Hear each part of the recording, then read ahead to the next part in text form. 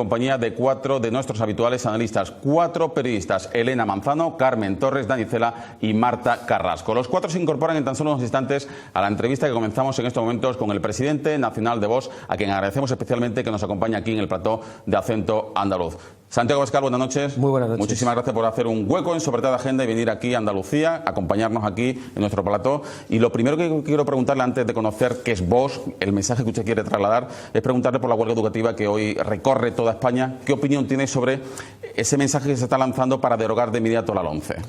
Pues nosotros estamos muy alejados del debate sobre la reforma de la ley educativa. A nosotros nos preocupan otras cosas muchísimo más en materia educativa. Creemos que el Estado ha de recuperar las competencias en materia educativa, quitándoselas de una vez por todas a las comunidades autónomas. Creemos que debe haber una educación mucho más homogeneizada y creemos que el Estado ha de recuperar la capacidad en materia educativa, no para quedarse las instituciones públicas, sino para entregársela a los padres y que a través de un cheque escolar puedan elegir educación pública, concertada, privada, educación mixta, diferenciada y el modelo lingüístico adecuado. Creemos que las autonomías están sirviendo para que los padres no puedan decidir la educación de sus hijos y en muchos casos para atacar las libertades más básicas. Quería empezar preguntándole qué es Vox y cuál es su mensaje, cómo definiría Vox, pero evidentemente usted me lo ha puesto para rematar gol. ¿Usted no cree en el Estado de las autonomías? No, nosotros no creemos en el Estado de las autonomías. Creemos en el Estado de las autonomías porque existe. Sabemos que está ahí, lo vemos, pero lo ¿no cree usted que sea el mejor modelo que pueda amparar el desarrollo de España? Sin ninguna duda. Nosotros creemos que un modelo con un Estado unitario, políticamente centralizado y administrativamente descentralizado, sería el adecuado. El actual modelo de las autonomías nos lleva a la ruina, desorbita la deuda pública, nos hace desiguales en todo el territorio nacional en derechos y obligaciones y nos ataca en parte nuestras libertades donde gobiernan los separatistas.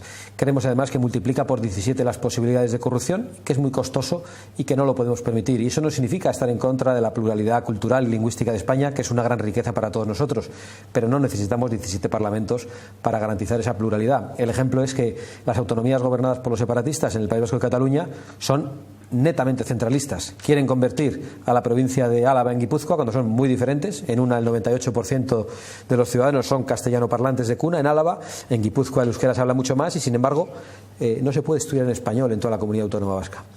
Y pasa lo mismo en Cataluña. Quieren convertir Tarragona en Lérida o Gerona. La pluralidad hay que respetarla desde todas las instituciones. Nos sobran parlamentos, nos sobran instituciones y nos sobran políticos. Usted sabe que ese mensaje aquí en Andalucía tiene poco predicamento. Aquí en Andalucía el 90% de los andaluces consideran que el Estado de las Autonomías ha sido una historia de éxito, sobre todo para nuestra comunidad, que considera que fue olvidada y azotada injustamente por el franquismo, por ese centralismo madrileño, ¿no? Bueno, eso del centralismo madrileño yo no sé lo que es porque yo soy vasco y francamente no lo he padecido.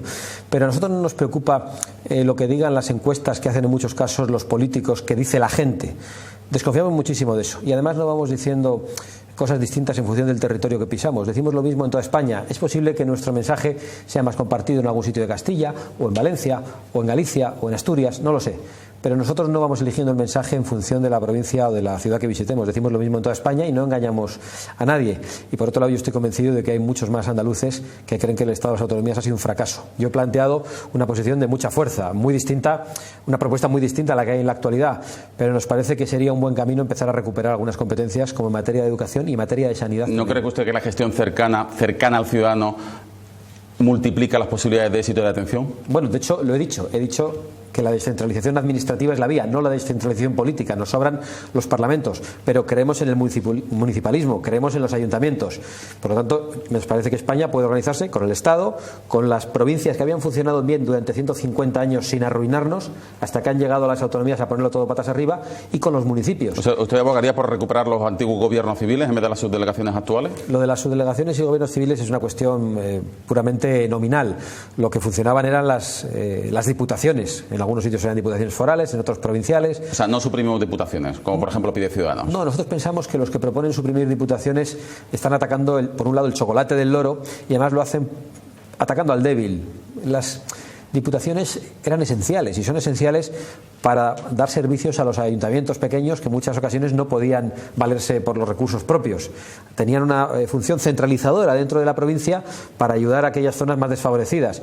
Y esa función se cumplió bien durante 150 años. Las autonomías buscaban otra cosa, buscaban la descentralización política y prácticamente crear 17 naciones dentro de una nación, y eso no lo compartimos. Bueno, enseguida seguimos hablando sobre el modelo territorial de España, pero antes, presidente nacional de Vox, Santiago Abascal, ¿qué es Vox? ¿Cómo definiría su partido? Vox es una alternativa política que pretende representar a millones de españoles que se sienten políticamente huérfanos. Algunos porque han sido traicionados por el Partido Popular, otros porque han sido traicionados por la partidocracia desde el año 78 y no se identifican con los actuales partidos políticos, y otros porque han hecho un tránsito desde distintos partidos hacia Vox, gente que ha votado al Partido Socialista, gente que ha votado a Ciudadanos, e incluso gente que ha podido votar a Podemos. Nosotros no nos encasillamos únicamente compitiendo o tratando de pescar en el caladero de votos de un único partido. Nos dirigimos a todos los españoles sin distinción y sabemos que nadie va a compartir nuestro programa de manera absoluta, ni siquiera nuestros votantes, pero creemos que los mensajes concretos de Vox pueden, si tenemos el altavoz suficiente, pueden llegar a millones de españoles. ¿Están en lo cierto aquellos que dicen que Vox es un partido de ultraderecha que no cree en la democracia? En absoluto. Nosotros defendemos la democracia frente a la partidocracia. Creemos que los partidos políticos actuales han atacado el imperio de la ley, no cumplen las leyes, se han corrompido, manejan o intentan manejar a los medios de comunicación a través de la publicidad institucional y de la concesión de licencias para emitir. Manejan a los jueces del Tribunal Constitucional, el Consejo General del Poder Judicial. Nosotros creemos en la democracia. La democracia además no es solo votar. La democracia es la división de poderes. La democracia es que los partidos no sean totalitarios. Digo totalitarios en el sentido de alcanzar con los resortes de poder hasta la última esquina de nuestra sociedad. Por lo tanto, nosotros somos demócratas plenamente convencidos. No somos de ultranada, en todo caso somos de extrema necesidad, pero tampoco nos ponemos a defendernos cuando alguien nos llama de ultraderecha o de lo que nos quiera llamar. Nosotros no nos asustamos de que nos etiqueten. No, pero evidentemente no son un partido de izquierda ni de centro, son ustedes un partido de derecha, incluso más a la derecha que el Partido Popular. Nosotros somos un partido, o por lo menos que defiende postulados conservadores. Bueno, es que sigue siendo una etiqueta. Nosotros nos votan conservadores, nos votan liberales, nos votan personas patriotas, nos votan personas que probablemente se sienten en la izquierda pero que creen que Vox es un partido que defiende la unidad de España, nos votan personas que probablemente han votado a la izquierda siempre, que viven en los barrios obreros pero que están preocupadas por la cuestión de la inmigración, nos votan personas muy distintas. Evidentemente no somos de izquierda ni somos separatistas, somos todo lo demás. ¿A usted qué sensación le traen partidos como el Frente Nacional francés, el FPO austriaco, el UKIP británico, el propio Donald Trump? ¿Se identifica con ellos? Bueno, yo creo que son partidos muy distintos entre ellos. Evidentemente, todos tienen sus matices, claro, todos tienen sus discursos y circunstancias distintas. Matices muy grandes, sí, incluso, ¿no? Porque podemos hablar del partido de... Pero hay un denominador común en todos ellos, que defienden postulados conservadores y defienden la ruptura con los sistemas establecidos. Bueno, defender un postulado conservador y la ruptura con los sistemas establecidos parece una contradicción, y yo creo que lo es. De hecho, creo que hay algo de revolucionario en todos estos movimientos políticos que reaccionan contra el establishment, contra el poder establecido, desde ópticas muy distintas. Pero si tuviera que elegir qué es lo que les une y qué es lo que yo comparto con ellos, no tengo ningún problema. La afirmación de la soberanía nacional, de la vigencia de los Estados-nación como referencia fundamental de los ciudadanos frente a las instituciones supranacionales que destruyen nuestra democracia, las clases medias y que ponen el poder político y económico en manos de multinacionales. La afirmación de la identidad cristiana, fundamentalmente frente al multiculturalismo, que es la puerta abierta al islamismo, y una reacción frente a la corrección política que nos tiene amordazados y que no nos permite decir nada sin que nos estigmaticen como xenófobos, homófobos, ultras, etcétera. Hay muchas cosas que piensa la gente que está en su salón viéndonos, que no las dice porque inmediatamente hay una etiqueta, un estigma. Pero son cosas que piensan millones de personas, cosas normales. Y nosotros nos rebelamos junto con todos esos partidos, coincidiendo en algunas cosas y en otras no, frente a ese sistema de la dictadura de lo políticamente correcto. ¿Usted entiende que muchos compañeros de profesión, muchas personas me hayan preguntado y sorprendidos que le vaya a entrevistar a usted? Pues se lo tengo que agradecer mucho, porque soy absolutamente consciente que más allá de lo que se suele decir, por ejemplo, estos días salía a la luz pública que Podemos amenaza a los periodistas. Unas supuestas amenazas hechas de forma anónima contra denunciados también anónimos. A mí me ha dejado un poco frío, pero claro, ¿quién mueve todo esto? El mismo sistema que está intentando condicionar a los periodistas, diciendo a quién se puede llevar, a quién no se puede llevar. Yo creo que la prensa tiene que ser libre y yo, por lo tanto, me siento muy agradecido a que alguien que probablemente no piensa como yo de ninguna manera me dé la oportunidad de poder explicarme o de intercambiar impresiones. Para eso estamos, evidentemente. Bueno, señora Abascal, cuando usted me ha dicho claramente que no le gusta que le etiqueten, pero cuando usted afirma en su lema de campaña hacer grande a España otra vez, ¿cuándo España fue grande y cuándo dejó de serlo? Bueno, Ese lema se hace en un contexto claro de provocación. Es el momento de la campaña electoral norteamericana. Vox es un partido que no ha tenido mucha oportunidad de estar en los medios de comunicación. Es casi un símil con el mensaje de Donald Trump. Bueno, en realidad también es una contradicción. Él querrá hacer a América grande otra vez, nosotros no. Nosotros queremos hacer a España grande otra vez. Pero creemos que España puede ser una nación grande en valores, una nación grande en libertades. ¿Pero cuándo dejó no de es una serlo? perspectiva territorial. En realidad, nosotros creemos... ¿O nunca lo fue? ¿O lo fue alguna vez? España ha sido muy grande en muchos momentos, pero España no siempre ha tenido el mismo tamaño, ni desde un punto de vista geográfico, ni desde un punto de vista de los aciertos políticos. Es retórica política. Nosotros queremos que España sea una nación de ciudadanos libres, de ciudadanos iguales, y que en todo el territorio nacional se mantenga nuestra unidad. ¿Y cuándo eso ocurrió nos parece eso? que es hacer a España grande otra vez. ¿Cuándo ocurrió eso? Bueno, España ha sido grande a lo largo de su historia, pero... ¿Fue grande en el franquismo? En España, el franquismo no tenía democracia, por lo tanto España no era grande en libertades durante el franquismo. España tampoco tenía democracia durante los periodos que ha sido más importante a lo largo de la historia, pero era grande desde un punto de vista territorial y desde un punto de vista de los valores. España ha hecho a través de la hispanidad la mayor obra de hermanamiento universal que ha hecho ningún pueblo. Nosotros nos parece que dentro del contexto histórico de ese momento, donde los Estados-nación no estaban regidos por democracias, pues nos parece que era algo muy positivo, algo de lo que nos debemos sentir orgullosos. Yo creo que de cada época histórica hay que sacar lo mejor y desechar lo peor. Por tanto, no se siente usted heredero del franquismo, ni de la fe de la JON, ni de la Falange. Nosotros no nos sentimos herederos de nada. Nosotros somos españoles nacidos en democracia o en partidocracia y tratamos de dar una oferta a los españoles pensando en el futuro. ¿Cree usted en la ley de la memoria histórica? La ley de la memoria histórica existe, pero existe, pero está vaciada de contenido toda vez que no hay presupuestos para aplicarla. Me parece una ley absurda. Me parece que tratar de ayudar a las personas que están buscando a sus familiares desaparecidos no tiene nada que ver con intentar imponer una única visión de la historia de España. Nos parece que los políticos no deben hacer eso, no deben entrar en ello. Es bastante sorprendente que una ley de memoria histórica que llega de la mano de Zapatero, que es el mismo que dice a Gabilondo aquello de necesitamos tensión, necesitamos algo de crispación para poder ganar las elecciones, nunca se planteará en la época de gobiernos socialistas como el de Felipe González. Yo creo que tiene una intencionalidad política usando una intención absolutamente legítima y comprensible de las personas que perdieron a los suyos y que no les encontraron. Por lo tanto, estoy en contra de la ley de memoria histórica y no significa que con eso me manifieste en contra de las personas que quieren buscar a sus familiares desaparecidos, sean del bando que fueran, y lógicamente en eso los republicanos, que no gobernaron durante los 40 años del franquismo, son los que se llevan la peor parte. Si ustedes tuviesen representación en el Congreso de los Diputados y ayer hubiesen participado en la Comisión Constitucional que votó a favor de desenterrar a Franco del Valle de los Caídos, ¿qué hubiesen votado? En contra. ¿En contra? ¿Por qué? Porque nosotros queremos que los muertos descansen y no queremos molestar a los muertos. ¿Pero solo pueden muertos. descansar unos muertos? ¿No todos los muertos? Todos, pero para que descansen unos muertos no hay que desenterrar a otros. La guerra civil fue hace 80 años. La guerra de independencia contra los franceses hace 200. Por tanto, ¿libertad también para todas las exhumaciones? A mí me parece bien que quien quiera buscar a sus familiares los pueda exhumar, pero esto no puede politizarse, no puede ideologizarse. Voy a poner un ejemplo. En el año, creo que fue el año 2003, el diario El Mundo publicó en crónica la noticia de que una asociación de memoria histórica había ido a desenterrar los restos de la Corporación Republicana fusilada en Calamocha, en Teruel. Y en ese desenterramiento no apareció la Corporación Republicana fusilada, sino que aparecieron los cuerpos de un montón de soldados jóvenes de ambos bandos por los correajes que llevaban. ¿Qué hizo esa asociación de memoria histórica? Los dejó metidos en cajas de cartón en la escuela del Ayuntamiento de Singra. ¿Qué hice yo, que presidía entonces la Fundación para la Defensa de la Nación Española? Llamar a ese alcalde, que era un socialista, y ofrecerle las urnas de cristal para poder dar un enterramiento digno a todas esas personas independientemente del bando en el que lucharon. Esa es nuestra perspectiva. Y nosotros somos patriotas. Una guerra civil es un enfrentamiento entre hermanos.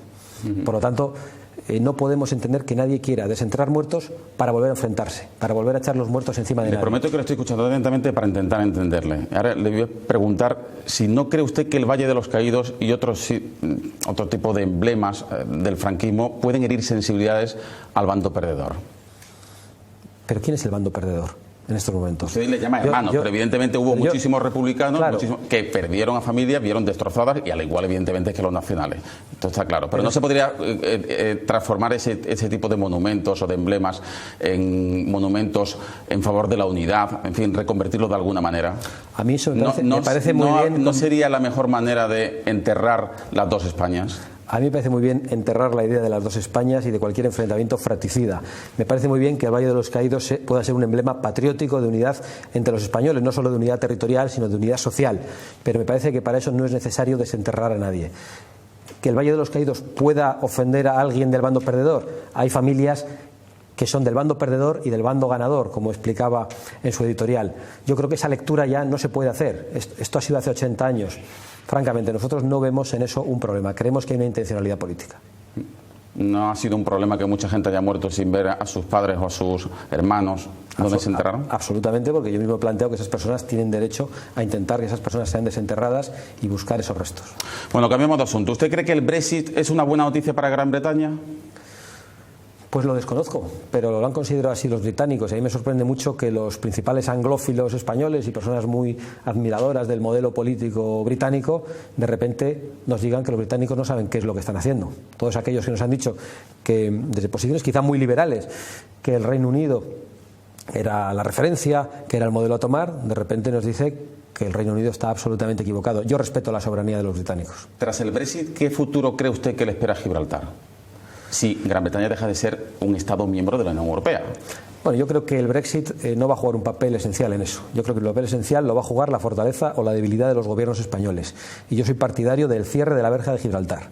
Dicho eso, soy consciente de las consecuencias. Las consecuencias de la zona serían terribles, ¿sabe usted, no? Sí, sí. Por eso, no sé si usted ha visitado la zona, conoce bien la zona. La cantidad de miles de familias que viven de la relación entre ambos pueblos. Te he dado primero el titular y inmediatamente iba a hacer el matiz. Creemos que tiene que haber una apuesta pública por una reindustrialización y por una reactivación económica de todo el campo de Gibraltar para dar salidas económicas a todos los españoles que están como rehenes secuestrados por Picardo trabajando en Gibraltar hoy. Y una vez que se haga eso y se dé salida económica a todos los españoles que están trabajando en Gibraltar, creo que España debe cerrar la verja para no tolerar la existencia de una colonia en suelo europeo. Corríjame si me equivoco, pero creo yo que usted tendría más afinidad con los postulados de Margallo que con los actuales de Dastis, ¿no? Pues la verdad es que con los de Margallo tampoco, porque yo esto lo digo en serio. Margallo se limita a encontrarse con su homólogo británico y a ponerse muy gallo diciendo Gibraltar español, pero luego no hizo absolutamente nada. ¿Qué le parece el veto migratorio de Donald Trump? A mí me parece bien, como al 41% de los españoles. Y me parece bien porque creo que una nación tiene derecho a decir quién quiere que emigre a su patria. Yo discrimino al abrir la puerta de mi casa, no se la abro a cualquiera. Y creo que un Estado debe comportarse de la misma manera. ¿Y usted cree que así se combate el yihadismo o se alimenta el odio entre religiones? ¿Abriendo la puerta de Europa a todo el mundo ha servido para combatir el yihadismo? No. Esto es lo mismo que se dice de las autonomías. Cuando planteamos una intervención con el artículo 155 en Cataluña, dicen, ¿esto no será todavía peor? ¿Qué puede ser peor que estén a las puertas de la secesión? ¿Qué puede ser peor en Europa, volviendo al tema del yihadismo, que de repente puedan poner bombas en cualquier lugar ocasionando muchísimos muertos? Pero ese es otro tema. Yo hablaba de inmigración en términos generales. Yo creo que un país tiene el derecho a decidir la inmigración que recibe en función de las necesidades de la economía nacional, y en España hay 4 millones de parados en estos momentos. No parece que económicamente tengamos esa necesidad, sino al contrario, porque además supone también un coste en las ayudas sociales. Y por otro lado, un país tiene derecho a aceptar la inmigración que tenga capacidad de adaptación o de asimilación, capacidad y o voluntad, porque hay quienes no la tienen. Por lo tanto, me parece bien ese veto migratorio. ¿Usted hubiese entendido que en la década de los 40, los 50, los 60, cuando hubo una inmigración masiva por parte de españoles a otros países de Europa, hubiesen puesto vetos a los españoles, hubiesen tenido que regresar, no hubiesen podido buscarse la vida en otros países? Bueno, lo habría entendido perfectamente porque tenían el derecho a hacerlo, pero es que los españoles emigraron con contratos de trabajo y emigraron con papeles. No podemos comparar la emigración española, que ha sido un país inmigrante en muchos casos. Mi abuela tuvo que ir a Argentina, mi bisabuela, perdón, en 1915. ¿Y cómo emigraban? Con papeles. ¿Cómo se iban esas décadas a Estados Unidos? Estados Unidos tenía calculada la población que tenía, de cuántos eran de origen europeo, de cuántos eran de origen asiático, de cuántos eran de origen afroamericano, y aceptaba la inmigración en función de esas cuotas. Si había un 2% de asiáticos, del total de la inmigración que recibía durante esas décadas, solo podía haber un 2% de asiáticos, tratando de mantener un mismo equilibrio social. Yo creo que un país no solo tiene el derecho a hacer eso, sino que tiene el deber de hacerlo. Hay quien dice, ¿eso es discriminatorio? Efectivamente, yo discrimino a quien abro la puerta de mi casa. ¿Y el muro con México de Donald Trump? Nosotros tenemos una valla en Melilla con unas concertinas que hacen mucho daño a las personas desesperadas que saltan. ¿Qué legitimidad tenemos? ¿Usted las mantendría, esas vallas? Yo probablemente haría algo más contundente, más alto y que dañase menos a las personas que intentan saltarlo. O sea, que pondría vallas al campo. Sin ninguna duda. Pondría puertas a mi casa y las cerraría. Y pondría paredes en mi casa. Para mí una patria es como una casa. Ese es nuestro símil. Algunos creen que una patria, una nación, un Estado ha de gobernarse como una casa ocupa. Otros piensan que ha de hacerse como una empresa. Nosotros creemos que ha de gobernarse como una familia. Después de la publicidad, cuando se incorporan los catalanistas, quiero que hablemos de Andalucía, ya que usted está aquí, que nos cuente por qué ha venido usted a Andalucía y qué piensa de nuestra tierra, nuestra comunidad. Pero para finalizar me gustaría preguntarles sobre España una última cuestión. ¿A España le viene bien Europa, la Unión Europea, esta actual Unión Europea? ¿La Unión Europea que ahora parece que quieren impulsar de 2 velocidades o de varias velocidades? Francamente, creo que a España no le viene bien esta Unión Europea. ¿Eso significa que estemos en contra de que exista una Unión Europea? No, en absoluto. Estamos a favor de que haya otro modelo de Unión Europea que respete la soberanía de las naciones, un modelo de Unión Europea que no sea tan costoso, que no necesite un Parlamento. Yo creo que puede haber una Unión Europea en la que se reúnan los jefes de Estado y de Gobierno de los países de Europa y se pueda conciliar el interés comunitario y el interés nacional. A día de hoy nos viene demasiada legislación de Europa, todo viene muy decidido y prácticamente no queda otra que obedecer en los parlamentos nacionales en todas las materias. Y en España necesitamos abrir a fondo un debate sobre las consecuencias de nuestra incorporación a la Unión Europea. Es verdad que los fondos de cohesión nos han permitido construir infraestructuras, tenemos unas fantásticas carreteras, hoy el sector servicio es puntero en España, ya lo era, y además con unas vías de comunicación inmejorables, perfectas para nosotros y para los extranjeros que vienen. Pero hemos tenido que aceptar cuotas, desmantelar industria, desmantelar astilleros, hemos tenido que asumir cuotas en la producción agrícola-ganadera y eso ha tenido unas consecuencias. La incorporación al euro, lo mismo. No digo con esto que plantee la salida del euro, que España quizá no podría ni siquiera asumir. ¿Cuál han sido las consecuencias en el poder adquisitivo de los españoles derivadas de la incorporación al euro? Pues han sido bastante negativas, porque el sueldo de un camarero en el año 99 era de 145.000 pesetas y en el año 2011 era de 900 euros. Había aumentado muy poco. Sin embargo, el precio de la vida se había multiplicado. Un café se había multiplicado por 4, un libro de la ESO se había multiplicado por 6. Ha habido muchísimas cosas que han pasado a costar mucho más. Las clases medias en España se han empobrecido. Y eso yo creo que tiene que ver con el proceso de incorporación a la Unión Europea y también con algunos elementos de la globalización económica.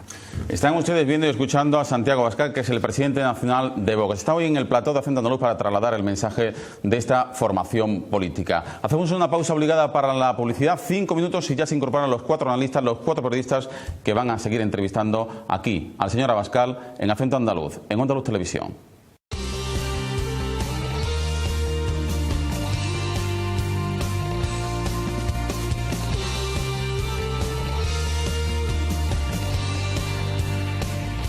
Seguimos esta noche en Acento Andaluz entrevistando al presidente nacional de Vox, Santiago Abascal, a quien le quiero preguntar qué le trae por Andalucía. Pues una conferencia que hemos dado esta tarde, José Antonio Ortega Lara y yo, sobre el futuro de España, invitados por una asociación sevillana que se llama Voceando por ti Sevilla. ¿Y cómo ve usted en este momento Andalucía, desde Madrid o desde el País Vasco? Bueno, yo Andalucía la veo como una parte más de España, probablemente con más problemas económicos que el resto de España, pero nosotros no hacemos distingos, como decía antes, en cuanto al mensaje que lanzamos. Decimos lo mismo en toda España, no hay ninguna propuesta diferenciada en función del lugar al que acudimos, sea Cataluña, sea Andalucía o sea Castilla. Pues a continuación le van a preguntar 4 periodistas andaluces. Carmen Torres, flamante tertuliana de La Sexta, que hoy nos acompaña aquí. Buenas noches, bienvenida. Buenas noches. Tertuliana de Acento Andaluz mucho antes. Mucho antes. Que casi se puede decir que fue tu escuela televisiva, ¿no? Absolutamente. Elena Manzano, buenas noches. Buenas noches. Bienvenida. Marta Carrasco. Buenas noches. Daniel Cela, buenas noches. A vuestra disposición el señor Abascal. Bueno, si le parece podemos empezar con el tema económico, porque leyendo sus propuestas han dicho ustedes que quieren que los impuestos sean o lo más reducido posible o incluso eliminarlos. Pero ¿no parece un poco demagógico que hoy en día, tal y como están las arcas públicas, esto no pueda ser una realidad, sobre todo con el manido discurso de un gobierno tras otro de la herencia recibida y luego vienen los incumplimientos de los programas electorales? Bueno, yo creo que las herencias son más o menos las mismas, las que se dejan unos a otros.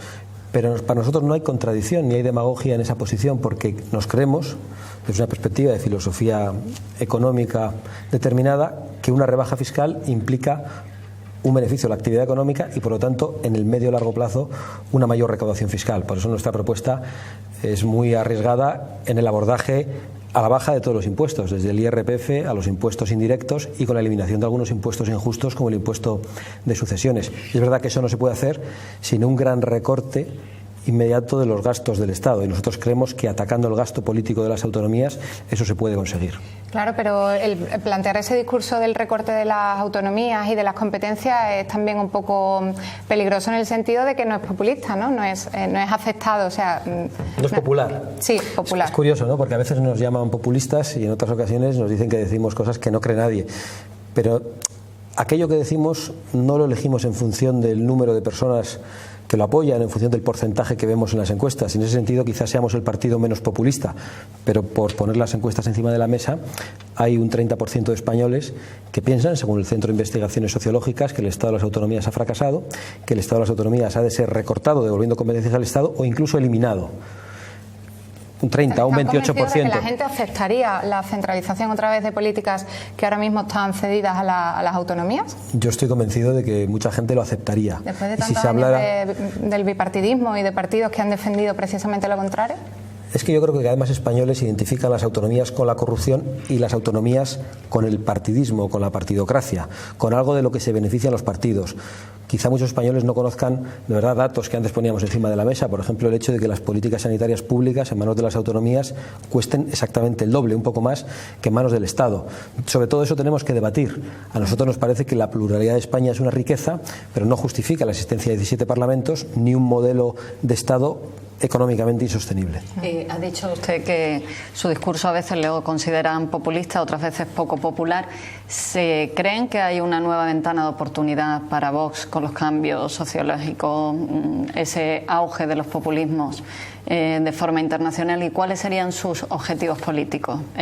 ¿Presentarse a cuántas elecciones? Que, siendo realistas, escaños. Bueno, evidentemente creemos que hay una ventana de oportunidad.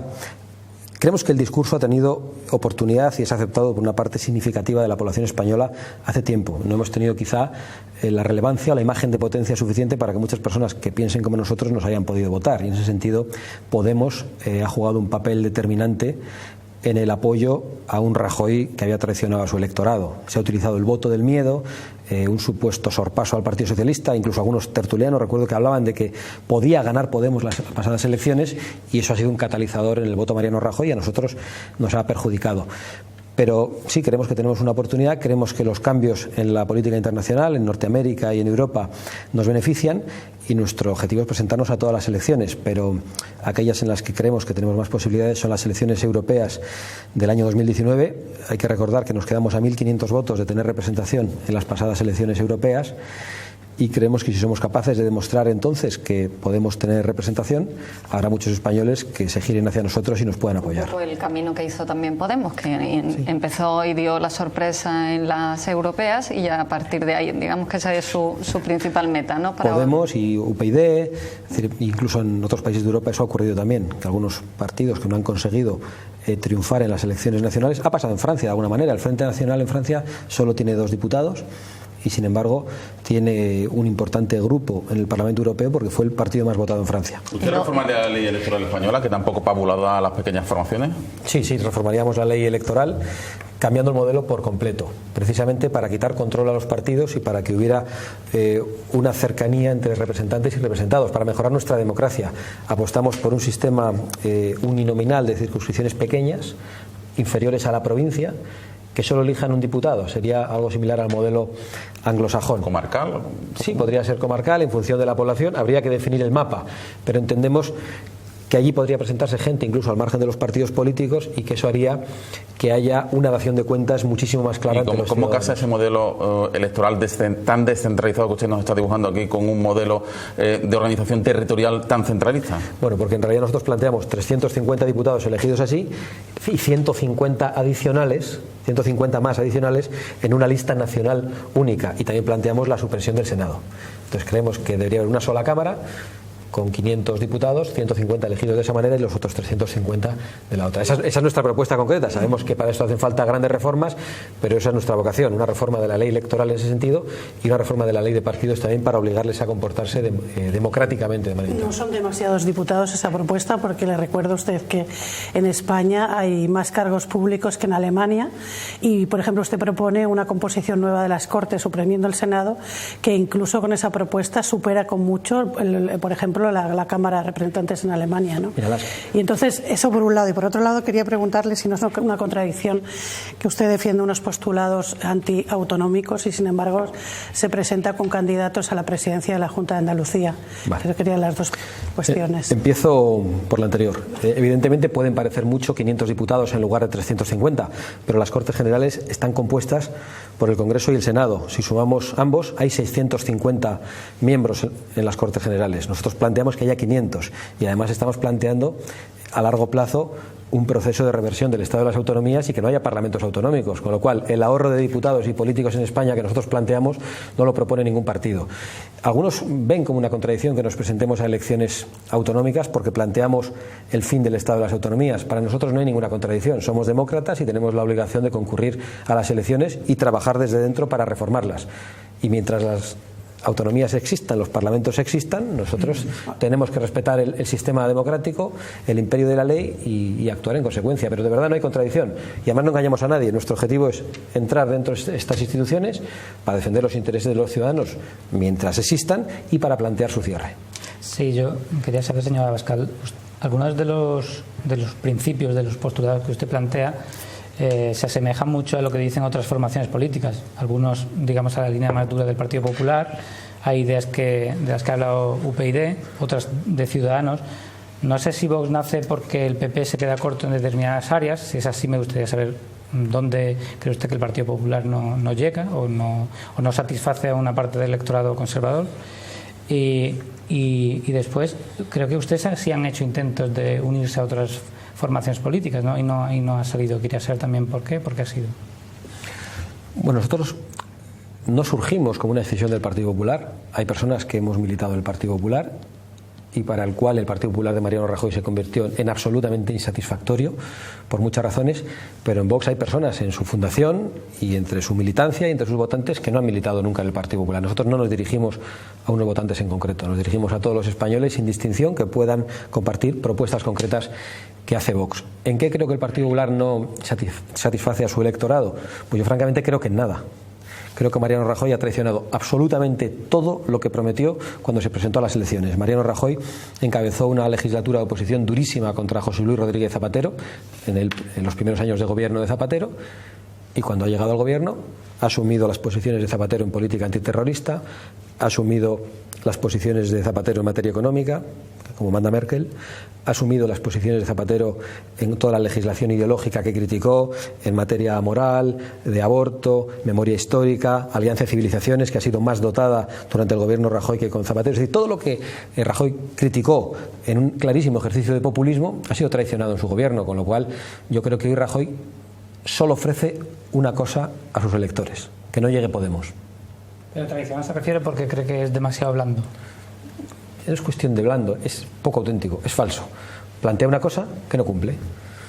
¿Y quién representa la autenticidad dentro del Partido Popular, según usted, José María Aznar? Yo creo que el Partido Popular es un partido en descomposición. En descomposición. Yo creo que el Partido Popular... ¿El partido de gobierno? Sí, el más votado y el que mejor aguanta, ¿no? Bueno, es el En mejor aguanta porque elecciones. estamos en un momento de degradación de las instituciones y de la propia democracia, pero creo que el Partido Popular hoy solo le une una cosa, que es el poder. Con muy poco apoyo, con menos apoyo del que ha tenido en los últimos años, y eso va a ser letal en el momento que el Partido Popular pierda el poder. Por eso digo que creo que es un partido en descomposición. ¿Usted cree que sus posibles votantes vendrían del Partido Popular? Imagino, pero también le quiero preguntar, ¿y de Podemos? ¿Usted cree que ahí también tienen un mercado importante de votos? ¿O?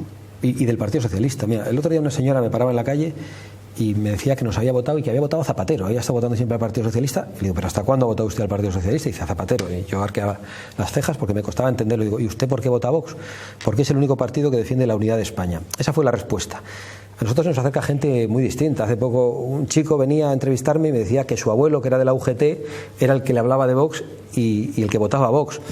Nos estamos dirigiendo a todos los españoles. No hacemos distingos, tampoco con los votantes de Podemos. Creemos que los dirigentes de Podemos son verdaderamente extremistas, pero la gente, y yo creo que cuando se dice que Pablo Iglesias es comunista, es verdad, pero no creo que todos los que votan a Pablo Iglesias sean comunistas. Hay un gran hartazgo gente que no se ha sentido representada, que quiere reaccionar frente al poder establecido y lo ha hecho con lo que le parecía más contundente, más agresivo y más claro. Y en ese sentido Podemos ha resultado triunfante. Pero con todo lo que... Perdón, más interesante que su oferta, que la oferta, por ejemplo... Bueno, sin ninguna duda, y estoy dispuesto a hacer toda la autocrítica que haga falta, porque es así. Nosotros nos quedamos con la miel en los labios en las elecciones europeas y eso fue determinante. Mucha gente dijo, bueno, no han salido, con lo cual ahora, si les voto, voy a perder la oportunidad, voy a tirar el voto. Esa es la lectura que ha hecho mucha gente. Ahora bien, nosotros sostenemos que la entrada, más allá de lo que Podemos ha hecho bien desde un punto de vista de la propaganda, que la entrada de Podemos en las televisiones es una obra gubernamental. Ha habido interés en dividir al Partido Socialista y en dar cancha a Podemos para debilitar a la izquierda. Y le ha salido bien, ¿no? Y le ha salido bien, pero le ha salido mal a España. Hablan ustedes de la crisis de la moral colectiva. ¿Es que la gente tiene la culpa de lo que nos está pasando o a qué se refieren? Bueno, yo creo que no, la gente no. Yo soy gente. O sea, yo creo que todos tenemos que hacer una autocrítica, todos tenemos que mirar hacia adentro, ver en qué nos comportamos bien en nuestras familias, en la política, en la sociedad. Tenemos que respetar las normas y yo creo que cuando se ve que el estado de corrupción es generalizado en la política, por ejemplo, pues podemos decir anchas Castilla, si los de arriba roban, ¿por qué no voy a hacerlo yo? Y afecta a todo. Yo creo que... Bueno, pero controlar un poco desde los partidos políticos esa moral es un poco peligroso, ¿no? No, nosotros la moral no queremos controlarla, nosotros queremos que se respeten las leyes, únicamente. Queremos que se respeten las leyes. ¿Usted qué le parece? ¿O se subiría al autobús del Hazte Oír? Yo creo que el autobús de Hazte Oír no se entiende sin la propaganda previa. Yo creo que a los niños hay que dejarles en paz, poner en las marquesinas eso de que los niños tienen vulva y las niñas tienen pene es una provocación como otro cualquiera, y el autobús de Hazte Oír me parece que ha puesto de manifiesto un debate que quiere ser prohibido. Y mira, el otro día en El País veía una encuesta, en el diario El País, que hacían sobre si el autobús debería ser prohibido porque era incitación al odio. En todo caso sería lo obvio, ¿no? Y el 85% decían que no, y habían contestado 20.000 personas, ¿no? Entonces yo apoyo a Hazte Oír, creo que tienen derecho a decir lo que están diciendo. Yo tengo una duda porque está usted en una comunidad autónoma donde los orígenes socioculturales tienen mucho que ver con la inmigración musulmana y ustedes rechazan la inmigración musulmana, creo que además la asocian al terrorismo. ¿Cómo lo explican? Solo me falta decirme que además tengo aspecto de árabe por la barba y por la nariz. Pero... En la frontera de Israel le pararían seguro. Sí, seguro. Pues he entrado con los mismos problemas en 2 ocasiones, con los mismos problemas que entra un rubio, ¿no? Para nosotros, bueno, la cuestión de la piel, como pueden imaginar, no tiene ninguna relevancia, ¿no? Porque un yihadista puede ser pelirrojo, negro o moreno. Nosotros creemos en España eso de que las perspectivas socioculturales, no sé cómo lo he explicado, históricas de Andalucía, sería en todo caso de Al-Ándalus, de toda España, son distintas y que estamos diciendo aquí es más difícil. Nosotros pensamos que el Islam determina España, pero en sentido contrario. Los que participan de la obra de la Reconquista lo hacen tomando el Islam como la referencia negativa. Es decir, ha sido determinante, pero en sentido contrario. Aquí hay un debate histórico entre Américo Castro y Claudio Sánchez Albornoz. Probablemente usted será más de Américo Castro y yo más de Claudio Sánchez Albornoz. Esa es mi posición. Pero la posición sobre una religión concreta, quiere decir, ¿usted tiene una visión única de la religión católica? ¿Todos los católicos son de la misma manera? ¿Todos piensan de la misma manera? No, evidentemente. Hay matices, ¿no? Evidentemente, ¿no? ¿Y no aceptamos los matices dentro del Islam? ¿Todos los islamistas se ponen burka y van...? Pero este planteamiento yo creo que es muy importante, ¿no?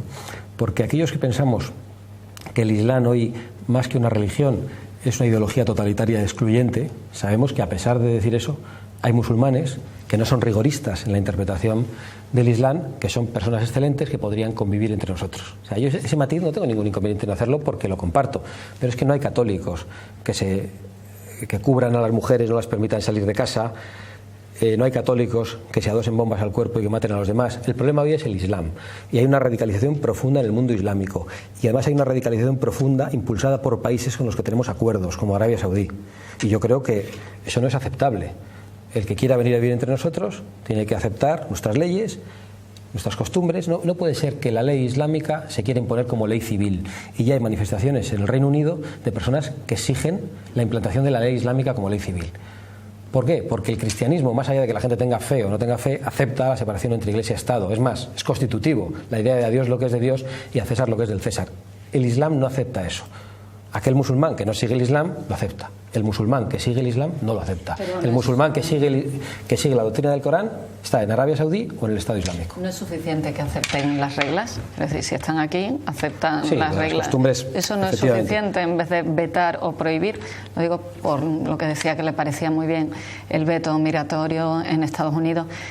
También es un debate importante, porque también se pierde mucho talento. ¿Estamos dispuestos a prescindir de todo eso por una cuestión religiosa? ¿Eso no es realmente una discriminación por cuestión de fe? Yo creo yo soy partidario de la discriminación.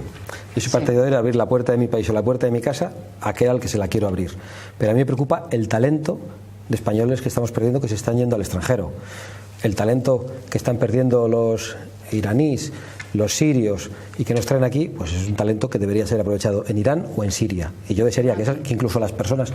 No, en principio no. No lo queremos aquí, el talento de... No es que no lo queramos. Yo quiero el talento de los españoles que se tienen que ir. Pero nosotros la inmigración creemos que ha de producirse en función de las necesidades de la economía nacional, y hay 4 millones de parados, y en función de la capacidad de adaptación de los inmigrantes.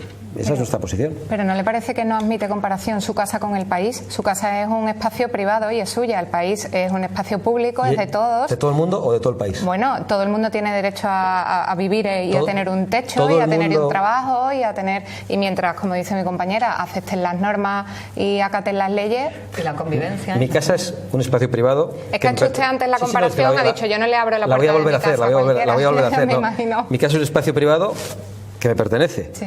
El país, la nación, es un espacio público, privado, de los que viven en el país.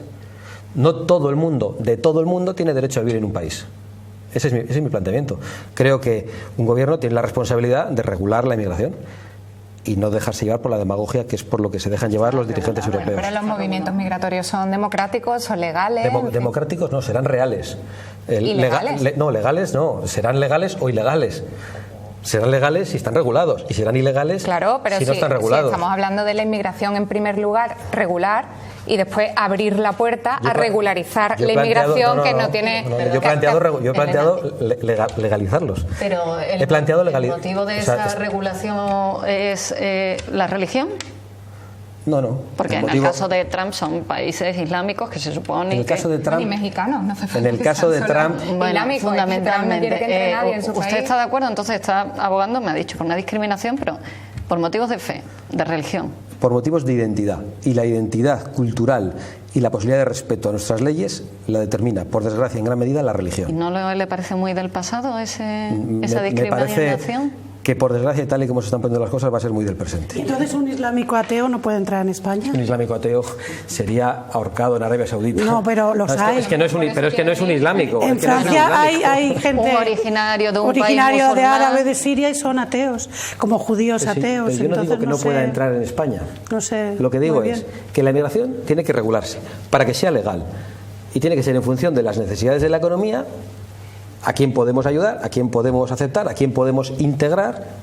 ¿Y qué hacemos, por ejemplo, con uno de los problemas más grandes que tenemos en Andalucía, aunque se ataja poco y se aborda poco por los poderes públicos, porque ninguno tiene la valentía para hacerlo, es la inmigración irregular? Pero no hablo de quien coge las maletas o un avión y se viene, sino de las personas que literalmente se juegan la vida en pateras. Estamos acostumbrados en los últimos meses a hablar de Grecia, de la isla de Lesbos, y aquí lo vivimos diariamente. Nosotros en los informativos todos los días vemos cómo rescatan, mejor dicho, a personas en las pateras. ¿Qué hacemos con ellos? Eso te pregunto yo, ¿qué hacemos? Bueno, usted es el que plantea. No, pero lo metemos en la casa de quién. Vamos cada uno a aceptar. Pero los devolvemos. Vamos cada uno a aceptar con nuestro dinero, si tenemos que mantener a nuestros hijos, a nuestras familias, que va a haber en nuestra casa, en cada una de nuestras casas, un inmigrante. ¿Vamos a hacerlo? Pero es que le repito que no se trata de ofrecer una casa particular, sino de que el Estado ¿cómo se paga de cobertura pública... ¿Quién es el Estado? ¿Cómo se paga el Estado? ¿Cómo se sostiene? Somos todos, con nuestros impuestos, con el trabajo. Por lo tanto, no podemos hacer esa demagogia. Tenemos que aceptar a los que podemos aceptar y no más. Yo tengo una responsabilidad en primer lugar, que es mantener a mis hijos. Me da mucha pena cuando vengo aquí y veo gente pidiendo en la calle. Si metiera a esa gente en mi casa, sería alguien absolutamente humanitario y bondadoso, pero sería un insensato.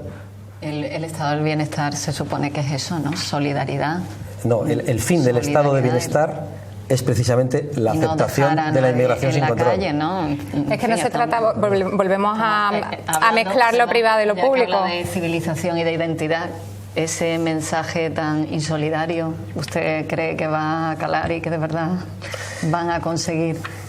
¿Sabe lo que ocurre? Que no es un mensaje insolidario, es la solidaridad bien entendida, porque la solidaridad no es infinita, igual que el dinero no es infinito, igual que el espacio no es infinito.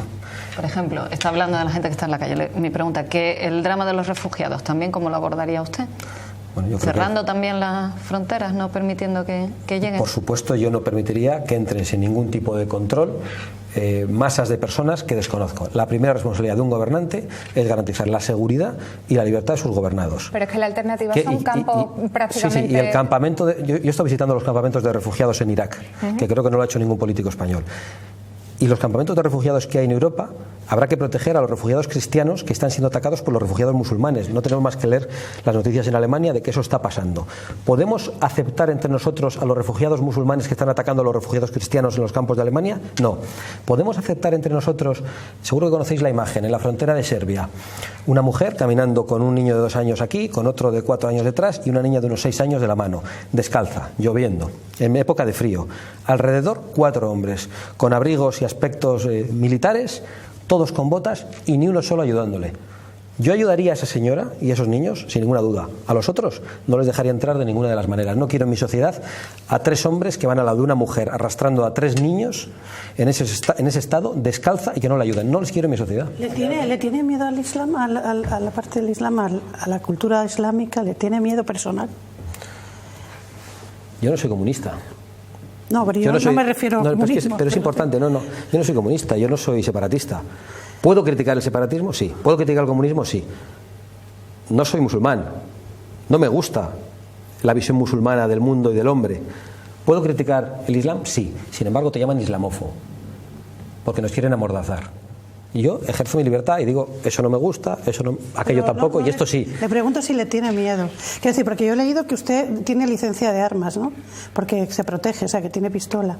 Quiero decir que eso requiere tener un miedo a algo, ¿no? ¿Le parece bien que tenga licencia? A mí no me gustan las armas. Ya, pero ¿le parece bien?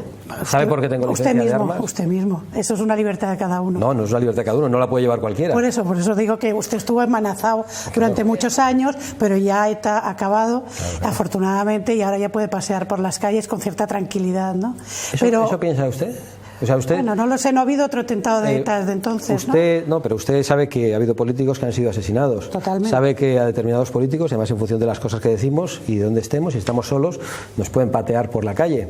No, pero yo le refería... Sabe que a Pim Fortuyn le asesinaron en Holanda. Sí, pero que digo que tiene que tener miedo para conservar eso cuando tantos años ha estado en una sociedad en donde había que mirar debajo del coche para cogerlo, ¿no? Que eso debe ser un vivir de una forma terrible. No me puedo ni imaginar porque no lo he hecho ni he vivido.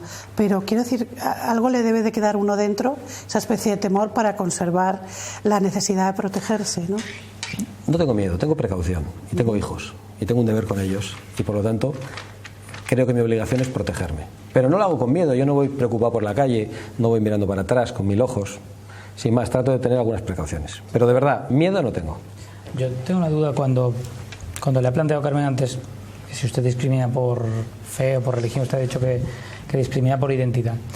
Y pensamos en la identidad pensando de dentro a afuera, pero desde la otra perspectiva, ¿qué ocurre si algún español no siente una identidad española? Usted ha vivido en el País Vasco, debe haber muchos vascos que no se sienten españoles y debe haber muchos catalanes que no se sienten españoles. ¿Cómo discriminamos a esa gente? ¿Los echamos de España? A mí me da igual lo que la gente se sienta. Y me parece muy bien que uno se sienta solo catalán, solo vasco. Bueno, me parece muy bien. Bueno, no le da igual, porque si un musulmán se siente español... Sí, pero que da igual que se siente español. Si no es español, pues no podrá entrar en España solo si los españoles con nuestras leyes lo permitimos. La identidad evidentemente no es monolítica, pero hay unos márgenes, y yo creo que hay márgenes que no podemos aceptar y que tenemos que ser responsables. No podemos hacer que alguien que venga con una visión de un Islam rigorista esté entre nosotros, porque entonces acaba habiendo una mezquita como la de la M30 pagada por Arabia Saudí, donde se cuelga a los homosexuales y donde se corta las manos a una persona o se le mata directamente por tener una Biblia. Y ese pensamiento va calando en nuestra sociedad y algunos pensamos que de eso tenemos que protegernos. Yo sé que otros pues sois menos cautos o creéis que lo hacéis desde una perspectiva de tolerancia. Nosotros pensamos que de eso tenemos que protegernos. No, yo por entender un poco cómo se discrimina por identidad. Yo estoy hablando de extranjeros. Estoy hablando de otros países. Evidentemente yo no estoy planteando echar de España a un separatista catalán porque solo se siente catalán. De otros países no europeos, por ejemplo, ¿no? O de otros países, o también discriminamos a un norteamericano. Nosotros creemos que no se le puede estar preguntando a la gente cuando viene qué es exactamente lo que piensa, aunque en los procesos de consecución de la nacionalidad creemos que hay que ser mucho más riguroso. La nacionalidad no se puede regalar, tiene que haber una asunción de los valores civiles básicos. Eso creemos que hay que hacerlo, pero sabemos que hay países donde la mayor parte de la población es islamista y además islamista radical. Por lo tanto, creemos que no hay que promover esa inmigración. Santiago Abascal, para concluir, nos ha hablado de Rajoy, ha dicho que no es auténtico, que es falso. Pablo Iglesias nos ha dicho que es comunista. Le quiero preguntar por dos nombres políticos más. Albert Rivera, ¿cómo me lo definiría? Bueno, Albert Rivera es quizá el más populista. Para mí es la nada, porque sabe nadar y guardar la ropa. Elige un tema en el que estamos todos de acuerdo, que es la lucha contra la corrupción y la regeneración democrática, y en todo lo demás se pone de perfil. Y me parece que ese es el peor ejercicio de populismo. ¿Y Susana Díaz? Pues no conozco mucho a Susana Díaz. ¿Usted cree que será la líder nueva del PSOE nacional? Pues desde un punto de vista patriótico, yo preferiría que lo sea antes que Pedro Sánchez, en la medida en que parece que no está dispuesta a pactar con los separatistas como si quiere hacerlo. Nos ha dado todo el titular de la noche, ¿eh? El presidente de Vox apoya a Susana Díaz. Ya sabéis que lo digo, que me apoyo a mí mismo, pero me están diciendo a ver qué me parece y si prefiero que lidere el Partido Socialista antes que Pedro Sánchez, sin ninguna duda. Supongo que no le hago ningún favor diciendo esto. Pues Santiago Abascal, muchísimas gracias por acompañarnos y por darnos su tiempo aquí en Acento Andaluz. Buenas noches y mucha suerte. Gracias a vosotros por la oportunidad y por poder discutir un poquito con todos vosotros. Venga, vámonos a publicidad y analizamos la actualidad en compañía de Carmen Torres, de Elena Manzano, de Marta Carrasco y de Daniel Cela, aquí en Acento Andaluz.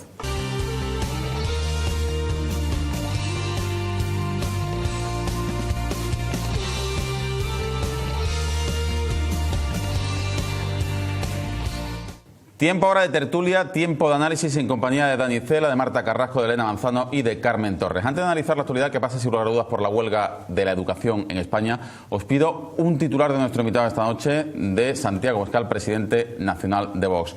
Yo ponía aquí sobre la mesa pues lo último que nos ha dicho. Prefiero a Susana Díaz antes que a Pedro Sánchez si estamos hablando de unidad de España, de patriotismo. Dani, ¿con qué te quedas tú? A mí me llama mucho la atención que diga que la solidaridad no es infinita, tiene un concepto del estado de bienestar un poco sui generis y bueno, también tiene muy claro que la discriminación es un concepto que él asocia al riesgo de que España pues que pierda la unidad nacional por la entrada de inmigrantes. Me llama mucho la atención. Marta. Uy, es que da muchos titulares. Bueno, pero... tú le has sacado el tema de la posesión de licencia de armas. Sí, bueno, que eso es muy libre. Y le libre. has dicho a la cara que a ti no te gusta eso, evidentemente. Sí, evidentemente no me gusta.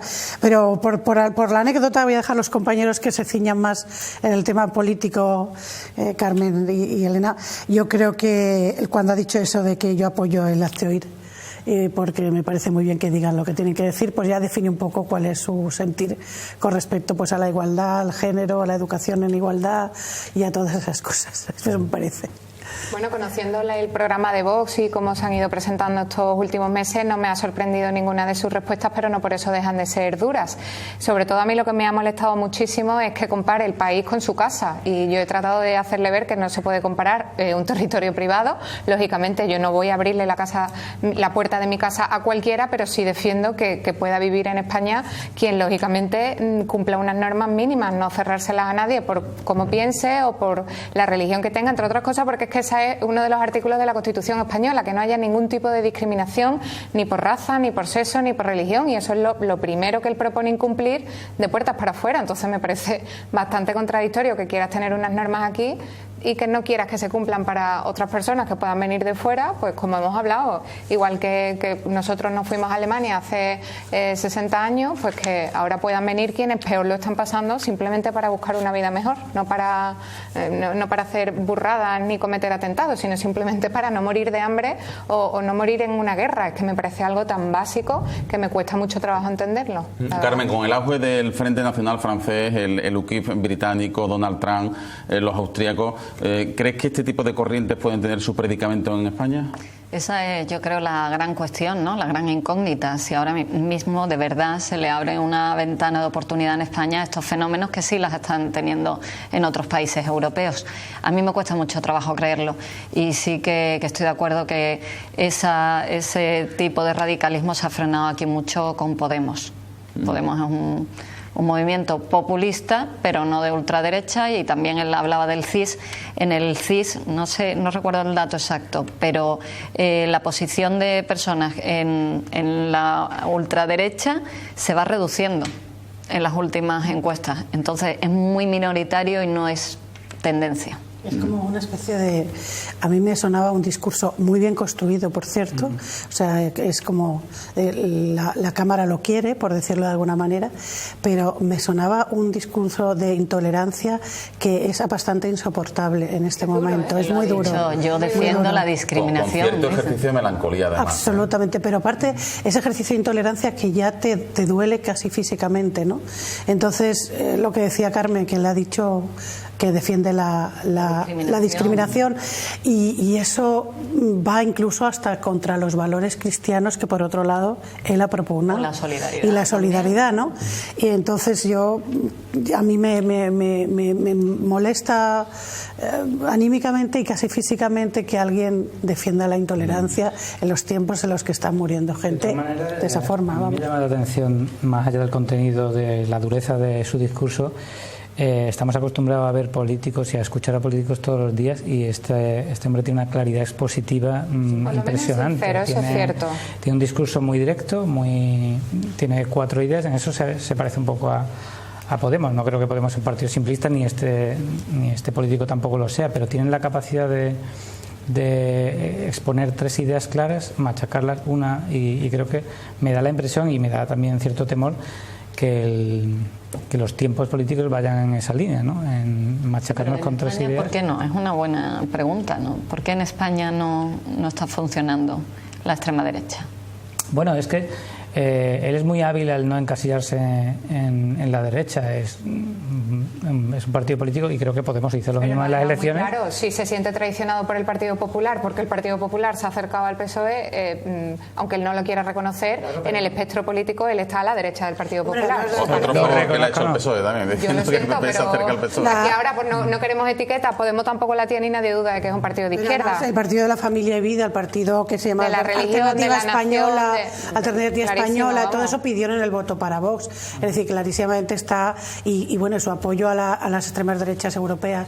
Y a Trump, que lo ha dejado clarísimo. Pero es verdad lo que decía Dani, es que tiene un discurso muy bien estructurado, con una cabeza muy bien amueblada, no le tiene miedo a exponerlo, lo dice con una claridad pasmosa. Lo que pasa es que los contenidos, si bien las formas son las que deben de ser, los contenidos hieren. Pero quizás, Marta, tengas tu razón en que, como España, por mucho que lo queramos, no, es un país que el 70% de la población se declara católica, precisamente por unos valores que puede tener el común de la sociedad de solidaridad, no puedan comulgar con unas ideas tan insolidarias, por mucho que se sitúen a la derecha o de forma conservadora, ¿no? Porque puede entrar en contradicción esa misma insolidaridad o intolerancia con los valores precisamente católicos, ¿no? Sí. Generales de la sociedad, que no caso, que sean ultracatólicos ni... Ha sido interesante porque yo nunca lo había oído tan cerca hablar. Ha sido impactantemente interesante, porque este señor estaba en la Comisión de Educación en el 2005 en el PP, y yo he leído cosas que decía y declaraba, y desde luego se ha escorado bastante desde entonces. Bueno,